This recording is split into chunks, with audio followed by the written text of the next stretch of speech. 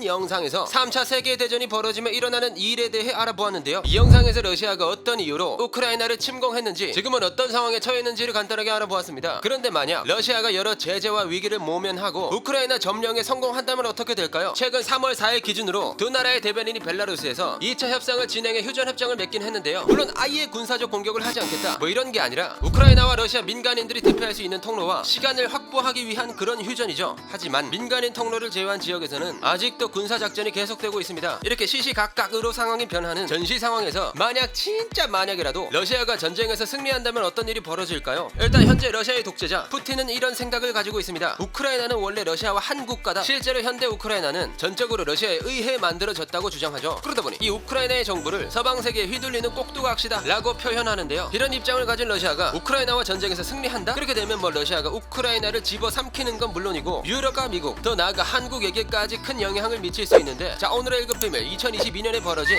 충격적인 전쟁, 러시아가 전쟁에서 승리하게 된다면 편 지금 시작합니다. 2022년 2월 24일 러시아의 독재자 블라디미르 푸틴이 내린 특별 군사작전으로 우크라이나를 침공한 러시아. 현재도 러시아와 우크라이나의 전쟁이 이어지는 가운데 두 나라는 벨라루스에서 2차 협상을 진행했는데요. 아무래도 전쟁이 일어나고 민간인의 피해가 커지다 보니 이를 방지하기 위한 대책으로 인도주의적 임시 휴전을 하기로 합니다. 아무래도 임시 휴전이다 보니까 언제 다시 전쟁이 일어나도 이상하지 않은 건데, 현재도 민간인 대피구역을 제외하고는 군사적인 작전이 실시되기도 하죠. 그리고 이 휴전이라는 게 러시아 입장에서 보면 보급품과 군사력을 재보강할 수 있는 시간을 벌었다고 볼 수도 있습니다. 이런 상황에서 만약 아주 만약에라도 러시아가 우크라이나와의 전쟁에서 승리하게 된다면 어떻게 될까요? 먼저 푸틴은 러시아의 승리 선언과 함께 우크라이나를 통제할 수 있을 만큼의 병력을 남기고 러시아로 돌아가게 될 겁니다. 그리고 벨라루스처럼 러시아에 의존하게 만들어 쉽게 조종할 수 있도록 만들게 될 가능성이 높은데요. 쉽게 말해서 서쪽 유럽과 우크라이나의 관계를 아예 끊어버리고 칠러 세력으로 정부를 만들어 일명 꼭두각시 정부를 만들게 될 거라는 거죠. 그렇게 우크라이나도 지금의 벨라루스처럼 될 가능성이 높습니다. 그렇게 된다면 나토에 가입하려 했던 우크라이나의 목표는 자연스럽게 사라지게 되겠죠. 하지만 과연 러시아가 이 우크라이나를 점령하는 걸로 만족할까요? 물론 저의 추측이지만 러시아는 이 우크라이나 점령만으로는 만족하지 못할 가능성이 크다고 생각됩니다. 일단 러시아가 우크라이나를 침공한 이유 중에 과거 소련 제국의 영광을 되살리겠다라는 이유가 있는데, 지금의 몰도바, 조지아 등등 더 많은 국가들이 소련의 영토였잖아요. 그러다 보니 러시아가 우크라이나를 점령한 이후 전선을 늘릴 가능성이 아예 없진 않습니다. 그리고 현재 이러한 나라들 중 우크라이나를 돕기 위해 각종 물자들을 지급하고 있는데, 야 니네 우리가 싸우고 있을 때 우크라이나한테 물자 지원했지? 뒤질래? 이런 식으로 서방의 무기 공급을 침략 행위로 보고보복을 할 수 있다는 얘기죠. 하지만 이런 상황은 굉장히 위험한 선택이라는 건 모두가 아는 사실입니다. 만약 러시아가 서방 국가들에게 시비를 걸고 만에 하나 또 전쟁이 일어난다, 그러면 진짜 난리가 날 겁니다. 나토 헌장 제5조를 보면 이런 규정이 있는데, 회원국 한 곳에 대한 군사 공격은 회원국 전체에 대한 침공으로 간주한다고 규정한다. 그러니까 한 번 잘못 건드렸다간 나토와 러시아의 전면전이 벌어질 수도 있다는 거죠. 근데 이게 또 러시아의 독재자가 광기의 푸틴이잖아요. 얼마 전에 핵전력을 강화하라는 지시를 내리기도 했고 현재 전쟁 범죄를 저지르면서 푸틴의 입지가 많이 떨어진 상황이기도 하죠. 하지만 나토와의 전쟁이 푸틴의 자존심을 회복할 수 있는 유일한 방법이라고 생각한다면 공격을 감행할 가능성도 있습니다. 토니 블링컨 미국 국무장관은 이런 이야기까지 했는데요. 블라디미르 푸틴 러시아 대통령이 우크라이나를 넘어 나토를 침공할 가능성이 분명히 있다. 그 대상은 바로 발트 3국이라 불리는 에스토니아, 라트비아, 리투아니아입니다. 옛 소련 시절 소련이 무력으로 발트 3국을 침공해 공산주의 정부를 세우고 후에 강제 합병을 한 적이 있던 나라들인데요. 그러다 보니 발트 3국이 우크라이나의 다음 타깃이 될 가능성이 높은 상황이죠. 우크라이나 역시 역사 문화 정신을 공유한 불가분 관계라는 명분으로 침공을 정당화했는데, 옛 소련 소속이라는 정체성을 발트 3국에게 들이밀 가능성이 높다는 이야기죠. 그러다 보니 푸틴 대통령의 진격이 우크라이나에서 끝나지 않고 중동 유럽으로 확대될 것이라는 관측 역시 나오고 있는 상황입니다. 실제로 우크라이나 침공 이전에도 발트 3국과 국경을 맞대고 있는 벨라루스에서 군사작전을 하는 모습도 관찰되었죠. 물론 발트 3국은 1991년 소련 붕괴 때 독립해 2004년 나토에 가입했다 보니 직접 침공을 할 시 나토와 러시아의 전면전이 벌어질 수도 있습니다. 그렇게 되면 아까도 말씀드렸듯이 3차 세계대전이 벌어질 가능성이 높아지는 건 사실이죠. 아니 근데 푸틴은 왜 이런 상황까지 겪어가면서 우크라이나 그리고 더 나아가 다른 나라들을 침략하려고 하는 거야? 진짜 이렇게 흘러간다면 제3차 세계대전은 불 보듯 뻔한 거 아니야? 네, 맞습니다. 이를 알기 위해선 이전 러시아와 우크라이나가 어떻게 지내왔는지를 알아볼 필요가 있는데요. 먼저 이 둘의 갈등의 시작은 모두 아시다시피 북대서양 조약기구인 나토인데, 이전 영상에서도 설명드렸다시피 냉전 초기인 1949년 미국을 중심으로 소련의 공산주의 확산을 막기 위한 군사동맹이 생겨납니다. 이게 바로 나토죠. 소련은 이에 대항하기 위해서 1955년 동유럽 국가들과 군사동맹을 맺게 되는데요. 바로 WTO, 소련권 군사동맹인 바르샤바 조약기구입니다. 이렇게 미국을 중심으로 한 자유민주주의 진영과 소련을 중심으로 한 공산주의 진영이 대립하는 냉전시대를 흘러가고 1991년 소련이 해체되면서 냉전시대가 종식하게 됩니다. 그리고 냉전이 종식되면서 WTO는 자연스럽게 해체하게 되죠. 그런데 이 WTO에 가입했었던 소련권 국가들이 차례대로 줄 서서 나토에 가입하기 시작하는데요. 폴란드, 체코, 헝가리, 에스토니아 등등 현재는 무려 30개의 국가가 나토에 가입되어 있습니다. 나토의 세력이 점점 불어날수록 러시아는 생존의 위기를 느끼기 시작하게 되죠.